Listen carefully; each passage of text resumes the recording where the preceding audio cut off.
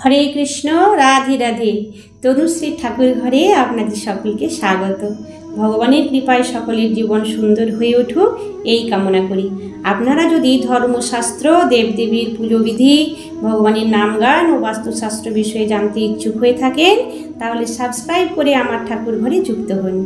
আমাদের হিন্দু শাস্ত্রে জীবনযাপনের সমস্ত নিয়ম বর্ণনা করা হয়েছে। কখন কোন কাজটি করা উচিত সেটিও বলা হয়েছে। এমনকি বাড়িতে কোন গাছগুলি লাগানো উচিত তাও কিন্তু বিশেষ বর্ণনা পাওয়া যায়।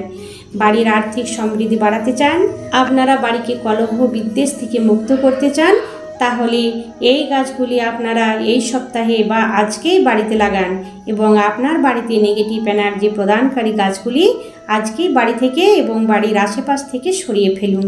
কিছুদিনের মধ্যেই আপনি শুভ ফল বুঝতে পারবেন। বছর ঘুরতে না ঘুরতে আপনার পরিবারের আর্থিক উন্নতি বাড়তে থাকবে। প্রথম যে গাছটির কথা বলবো সেটি সনাতনী হিন্দুদের খুবই প্রিয় একটি গাছ, সেটি হচ্ছে তুলসী গাছ। আমাদের তুলসী মহারানী, প্রত্যেক হিন্দু বাড়িতে এই তুলসী মহারানীর প্রত্যেক দিন পূজা অর্চনা করা হয়ে থাকে। বাড়ির উঠোনে এই গাছ থাকা অত্যন্ত শুভ বলে মনে করা হয়। তুলসী পাতা গুণাগুণ আমরা সকলেই জানি।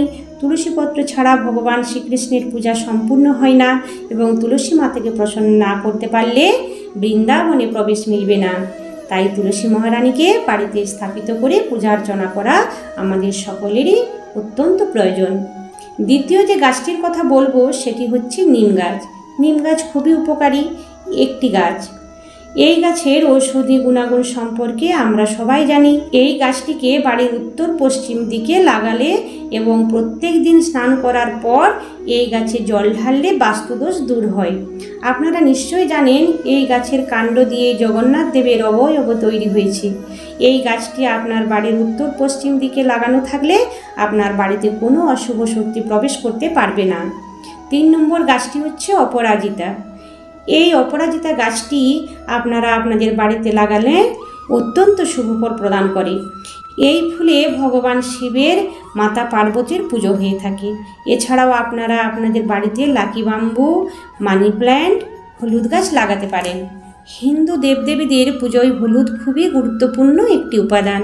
মা লক্ষ্মীর পুজোয়, শ্রী গণেশের পুজোয় হলুদ লাগেই ও ঘট পুজোতে আস্তানা সাজাতে 5টি হলুদ লেগেই থাকে। এই হলুদ যদি আপনারা প্রতিদিন সেবন করেন তাহলেও অনেক রোগ থেকে মুক্তি পাওয়া যায়। কিন্তু আমাদেরকে মনে রাখতে হবে আরও কিছু গাছ আছে যেগুলি কিন্তু আমরা বাড়ির আশেপাশে এবং বাড়ির মধ্যে লাগানো একদমই উচিত নয়। যেমন অশ্বত্থ গাছ, বেল গাছ। এই বেল গাছ আপনারা বাড়ি থেকে দূরে লাগান, কিন্তু বাড়ির মধ্যে বা বাড়ির সামনেই একদম লাগাবেন না।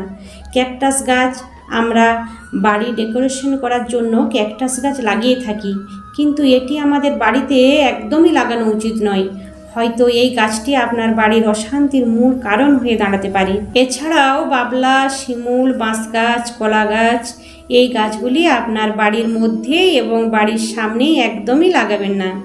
যেমন বাঁশ গাছে ক্ষেত্র বিশেষে আপনার বাড়িতে থাকলে ভালো ফল দেয়, কিন্তু তেমনি উল্টো জায়গায় লাগালে আপনাকে ঠিক সেই রকমই খারাপ ফল প্রদান করবে। বাড়ির সামনে লাগানোটা একদমই ভালো ফল প্রদান করে না। যারা ভিডিওটি শেষ পর্যন্ত দেখলেন তাদের জন্য রইল জীবনের সুখে, শান্তিতে, আনন্দে এবং সমৃদ্ধিতে থাকার একটি গুরুত্বপূর্ণ উপায়। নিজেকে ভগবানের সেবায় নিয়োজিত করুন। রাধা রানীর চরণে নিজের সব চিন্তা বিসর্জন দিন। ভজন কীর্তনকে সঙ্গী করুন। দেখবেন আপনার অশান্তি ভরা বাড়িটা কখন বৃন্দাবনে পরিণত হয়ে গেছে আপনি বুঝতেই পারবেন না। সকলে বলুন হরে হরে, রাধে রাধে। হরে কৃষ্ণ কৃষ্ণ কৃষ্ণ হরে হরে, হরে রাম রাম রাম হরে হরে। রাধে রাধে। জয় শ্রী হরি।